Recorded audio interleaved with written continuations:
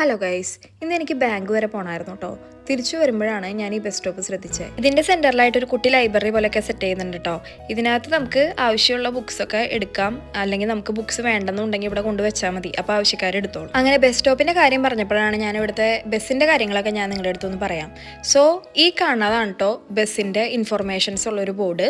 ഇതിനകത്ത് ഉണ്ടാവും ഈ റൂട്ടിലോട്ട് ഏതൊക്കെ ബസ് ഓടുന്നുണ്ട്, ഏതൊക്കെ ടൈമിംഗ് ആണ് ബസ് വരാന്നുള്ളത്. ഇതിലവർ ക്ലിയർ ആയിട്ട് കൊടുത്തിട്ടുണ്ടാവും വീക്കെൻഡ്സിലും വീക്ക് ഡേയ്സിലുള്ള ബസ്സിൻ്റെ ടൈമിങ്. അതുമാത്രമല്ല, ഇവിടെ ഇരിക്കാനായിട്ട് ഒരു സെപ്പറേറ്റ് ബെഞ്ച് ഉണ്ട് കേട്ടോ ബസ് സ്റ്റോപ്പിനോട് ചേർന്ന്. പക്ഷെ ഇത് എല്ലാ ബസ് സ്റ്റോപ്പിലൊന്നുമില്ല.